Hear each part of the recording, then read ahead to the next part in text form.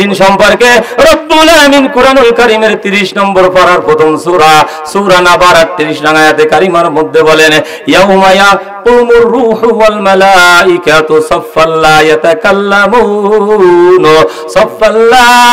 ইয়াতাকাল্লামুনা ইল্লা মান আদিনা লাহুর রাহমানু ওয়া ক্বালা সাওয়াবা।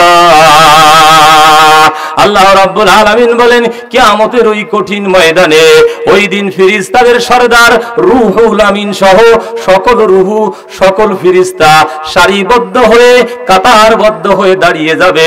লা ইয়াতাকাল্লামুন, কেউ কোনো কথা বলার সাহস পাবে না।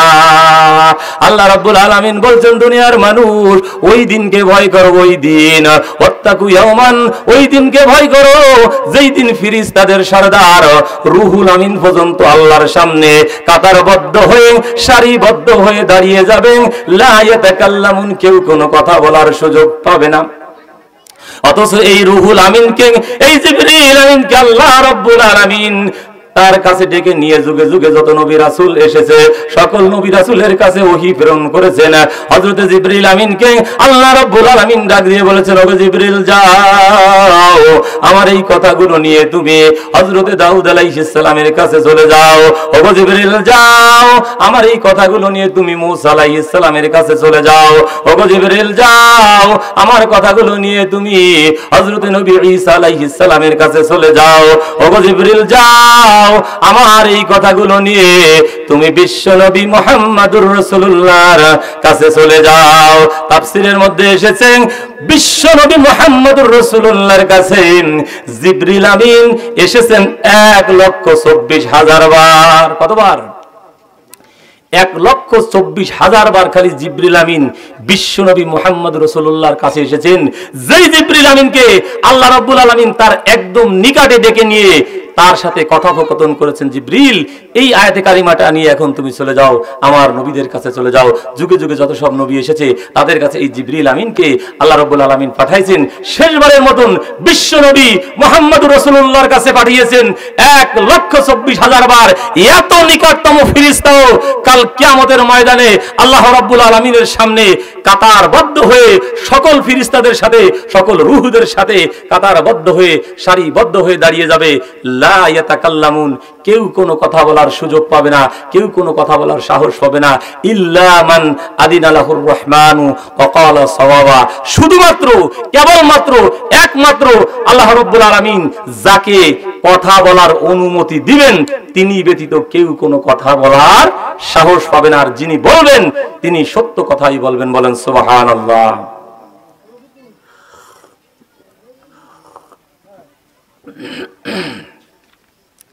কিয়ামতের বর্ণনা দিতে গিয়ে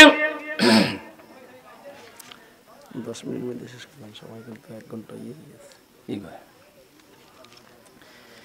কিয়ামতের বর্ণনা দিতে গিয়ে বিশ্ব নবী মুহাম্মদুর রাসূলুল্লাহ সাল্লাল্লাহু আলাইহি ওয়াসাল্লাম আম্মা জান আয়েশার সামনে একটা হাদিস বর্ণনা করেছেন, কিছু কথা বর্ণনা করেছেন।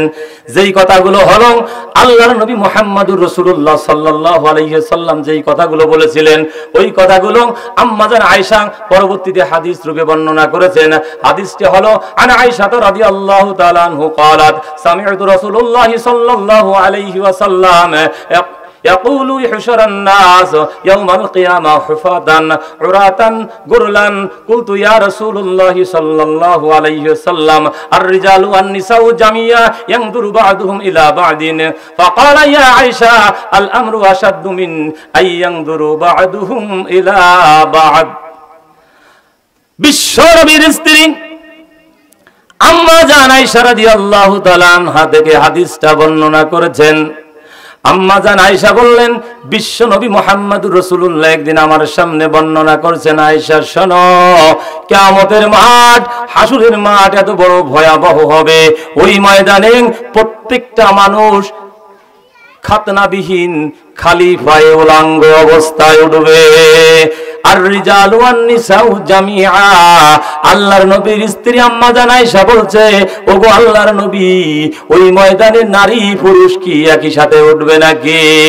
আল্লাহর নবী বলছেন, আয়েশা, ওই ময়দানে নারী এবং পুরুষ একই সাথে একই ময়দানে একাত্র হয়ে খালি পায়ে খাতনাবিহীন অবস্থায় উলঙ্গ অবস্থায় উঠবে।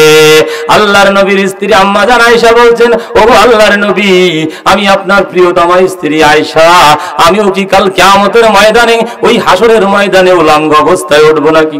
আল্লাহর নবী বললেন, আয়েশা, হ্যাঁ, তুমিও কাল কিয়ামতের ময়দানে উলঙ্গ অবস্থায় উঠবে। আল্লাহর নবীর স্ত্রীর মুখটা মলিন হয়ে গেল। বিশ্ব নবী মুহাম্মদ রাসূলুল্লাহ বলছেন, আয়েশা রে, তোমার মুখটি মলিন হয়ে গেল কেন?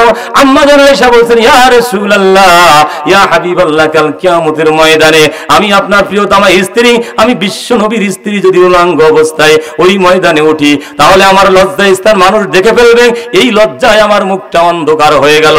আল্লাহর নবী বললেন, আয়েশা শোনো, ফাকালা ইয়া আয়েশা আল আমরু আশাদ্দু মিন আইয়ানদুরু বা'দুহুম ইলা বা'দিন। আম্মা জান আয়েশাকে আল্লাহর নবী বলছেন, আয়েশা রে শোনো, কাল কিয়ামতের ময়দান এত বড় ভয়াবহ হবে, এত বড় কঠিন বিভীষিকা ময়দান হবে। ওই ময়দানে মানুষ যখন উঠবে ইয়া নফসি করতে থাকবে, নিজের শরীরে পোশাক নাই, নিজের শরীরে কাপড় নাই রে আয়েশা, এই দৃশ্য পর্যন্ত তাকায়া দেখার সুযোগ হবে না, শুধু দৌড়াবে আর বলবেন ইয়া নফসি ইয়া নফসি ইয়া নফসি ইয়া নফসি। আয়েশা রে, তোমার দিকে তাকাবে কখন? নিজের দেহে পোশাক নাই, নিজের শরীরে পোশাক নাই, এই দৃশ্য পর্যন্ত দেখার সময় থাকবে না। সম্মানিত উপস্থিতি, তাহলে ওই ময়দান কত বিভীষিকাময় হবে, ওই ময়দান সম্পর্কে আল্লাহ রাব্বুল আলামিন সূরাতুন নাবার সূরাতুল আল্লাহ রাব্বুল আলামিন ওই ময়দান সম্পর্কে আল্লাহ রাব্বুল আলামিন কোরআনুল কারীমের মধ্যে বলছেন, ইয়াউমা ইয়াফিরুল মারউ মিন আখি ওয়া উম্মিহি ওয়া আবি ওয়া সাহিবাতিহি ওয়া বানি। দুনিয়ার মানুষ ওই দিনকে ভয় করো, যেই দিন তোমার পলায়ন করবে তোমার পিতামাতা তোমাকে রেখে, যেই দিন পলায়ন করবে তোমার সন্তান পিতামাতা রেখে, যেই দিন পলায়ন করবে ভাই ভাইকে রেখে।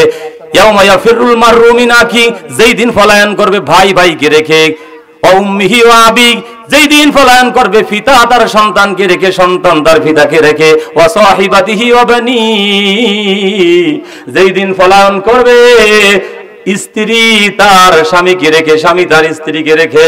আল্লাহ রাব্বুল আলামিন বলছেন, দুনিয়ার মানুষ ওই দিনকে ভয় করো, যেই দিন পলায়ন করবে তোমার রক্তের ভাই তোমাকে রেখে।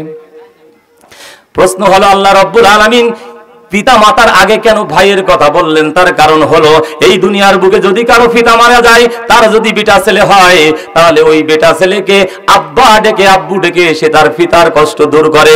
এই দুনিয়ার বুকে যদি কারো আম্মা মারা যায়, তাহলে তার যদি কন্যা সন্তান হয়, সে বিবাহ করার পরে তখন ওই কন্যা সন্তানকে আম্মা ডেকে আম্মু ডেকে সে তার মনের কষ্ট দূর করে। কিন্তু এই পৃথিবীর বুকে যদি কারো জোরের ভাই মারা যায়, গোটা পৃথিবী তন্ন তন্ন করে খুঁজলেও আপন ভাই আর পাওয়া যায় না। এই জন্য আল্লাহ রাব্বুল আলামিন বলছেন, ইয়াউমা ইয়াফিরুল মারউ মিন আখি ওয়া উম্মিহি ওয়া আবি ওয়া সাহিবাতিহি ওয়া বানি। দুনিয়ার মানুষ ওই দিনকে ভয় করো, যেই দিন তোমার রক্তের ভাই তোমাকে রেখে পলায়ন করবে, যেই দিন তোমার পিতা মাতা তোমাকে রেখে পলায়ন করবে। যেই স্ত্রীর জন্য আজকে এত কষ্ট করো, মাঠে ঘাটে ময়দানে রোদে পুড়ে বর্ষায় ভিজে এত কষ্ট করে আয় রোজগার করো, কিয়ামতের ময়দানে যেই স্ত্রীর জন্য তুমি তোমার পিতা মাতাকে ফর করে দিলে, যেই স্ত্রীর জন্য পিতা মাতাকে রেখে তুমি শহরে গিয়ে বাস করো, যেই স্ত্রীর জন্য তোমার পিতা মাতাকে রেখে তুমি অন্যত্র গিয়ে থাকো, ও দুনিয়ার মানুষ শোনো, কাল কিয়ামতের ময়দানে ওই স্ত্রী তোমাকে রেখে পলায়ন করবে। তাহলে কত বড় ভয়াবহ ওই হাসরের মাঠ, ওই হাসরের ময়দান কত বড় ভয়াবহ।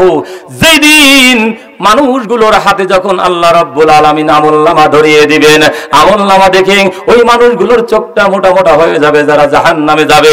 ওই মানুষগুলো বলবে, মালি হাদাল কিতাব, মালি হাদাল কিতাব, আয় আল্লাহ তাআলা কেমন কিতাব, লা ইউগাদিরু সাগীরান আও ওয়ালা কাবীরা।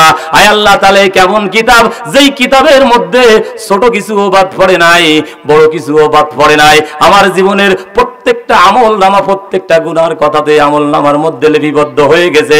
আল্লাহ রাব্বুল আলামিন বলবেন, বান্দারে আমি কি কুরআনুল কারীমে তোমাকে বলে দিই নাই, ফামান ইয়ামাল মিসকালা জাররাতিন খায়রান ইয়ারা ওয়া মান ইয়ামাল মিসকালা জাররাতিন শাররান ইয়ারা।